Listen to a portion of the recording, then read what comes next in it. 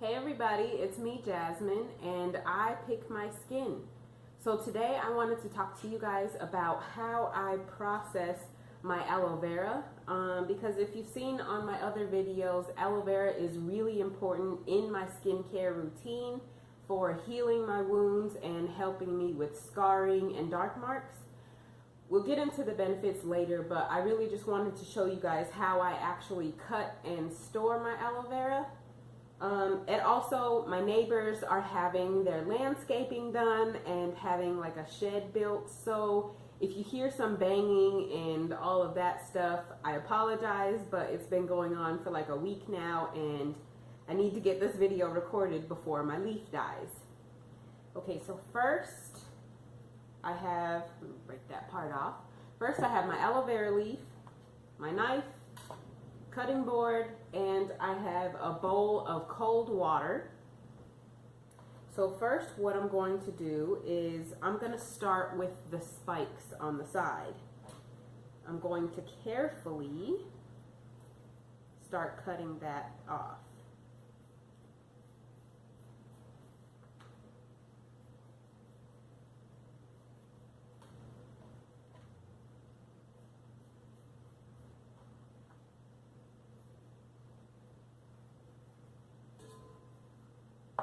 Okay, and I'm going to do the same on the other side.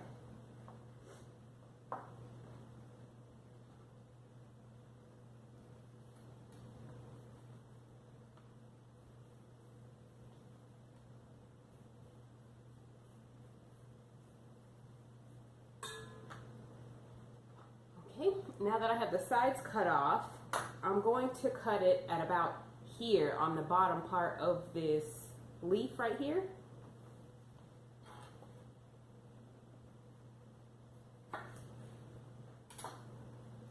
Alright, and there you can see we have the bottom and sides cut off. Now because I use this on my face and this time around I'm trying it on different parts of my body, I don't like to store big chunks of it because I don't want that bacteria that I'm touching my face with to go back into my bag that I'm using to apply the aloe vera. So I like to cut in small cubes. I'm going to cut it into strips.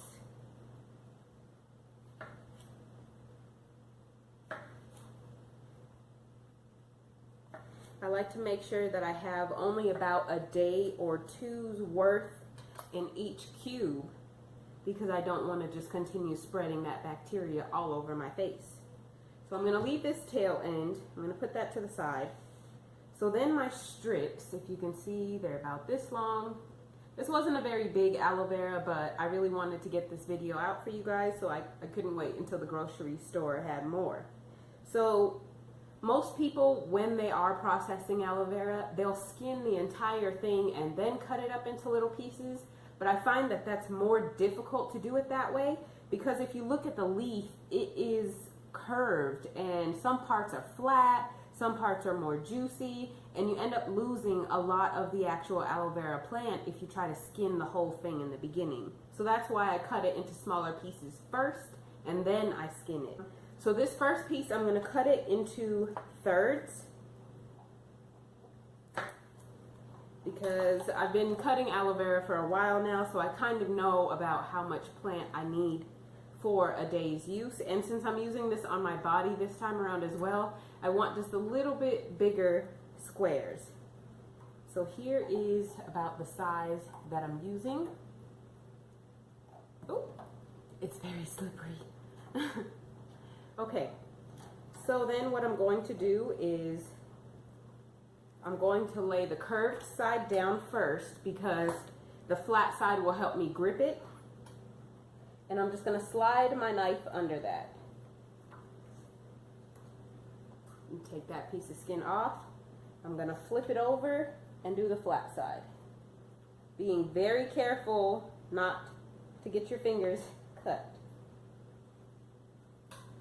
Okay, so there, pieces of skin are off, and now we just have our clear cube of aloe vera, which I'm going to drop into the water. Now the water is important because aloe vera has It's not showing up really much in this specific leaf, but sometimes when you are processing an aloe vera leaf, it has like a yellowy liquid, I guess, that comes out, and that's kind of like the plant's way of protecting itself. Now, we don't want to put that on our skin. That is actually an irritant and will cause like a rash or a skin reaction to it. So that's why I soak it in water for at least an hour, maybe 2, depending on if I forget about it.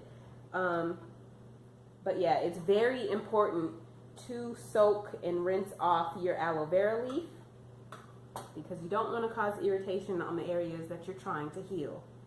Now I'm just going to repeat this process, cutting the curved side off first, flipping it over, and cutting the flat side.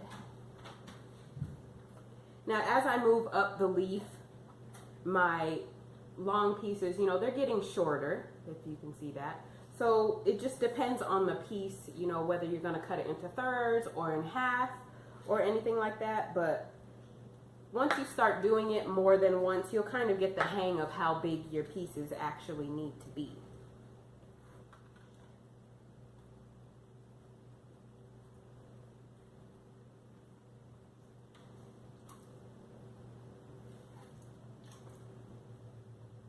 It's important to have a sharp knife because aloe vera is very, very slippery, and it's not something you want to be, you know, forcing your knife through because you will cut yourself. It will slide through and your finger will be sliced. So please be careful if this is what you are doing.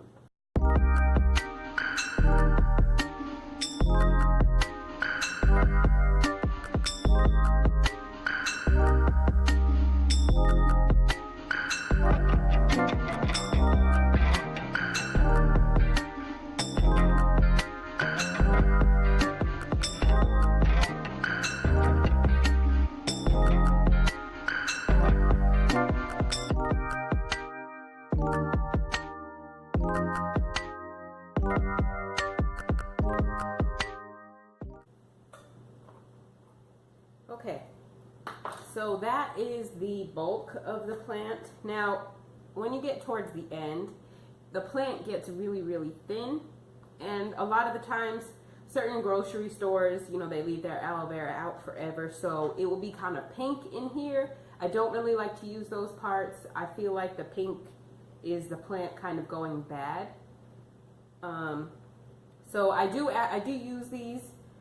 I'll use it either in my hair or normally I freeze the leaf and I'll just take out a cube a day. But if I have a good leaf like this, I might start off using this because it will last in the fridge. I'll just cut my little tiny cubes up and maybe put them in a baggie or something and then just use one piece a day. But for the purposes of this video, I'm just not going to show you guys cutting this little teeny tiny part. Oh no, I left a cube. That was a big piece too.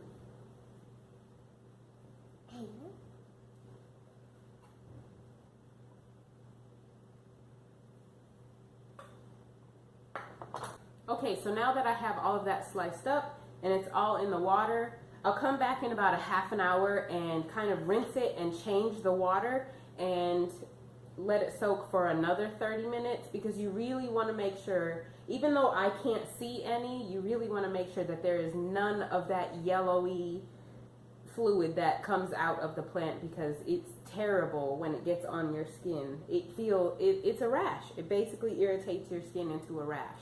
And because I'm putting this on my face and I pick, a rash on my face is not what I need. So I'm just going to set this aside on the counter by the sink and come back in 30 minutes to rinse and re-soak it.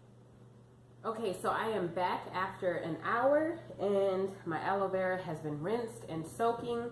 So now the next step is to freeze my cubes. So I'm just going to grab, they're very slimy and gross. You can use an ice cube tray for this step, but we have just moved and I don't have an ice cube tray. So I'm just gonna use a plate, and you want to place them not touching each other, because they'll stick together and you'll never get the cubes apart without defrosting the whole mess. So try to place them with some space in between them. Or at least, you know, on my plate, they're kind of sliding and touching a little bit. That's fine. You'll be able to break that, but you don't want them all the way together. Now, I freeze my aloe vera because even though online it says that aloe vera can last, I think it says like 20 something days in the fridge, I find that doesn't really work for me. So it's easier for me to have a bag in the freezer, because that will last 6 months in the freezer. It might be longer than that, but I'm pretty sure it's about 6 months in the freezer. So I kind of just keep a baggie of it in my freezer, which I'll show you in a minute. Okay, so now I've got all of my pieces on the tray. I'm gonna pop this in the freezer, and honestly, I forget about it until the end of the day or right before bed. I'm pretty sure it only takes a couple hours for it to freeze, but yeah, I come back at the end of the day. So into the freezer this goes.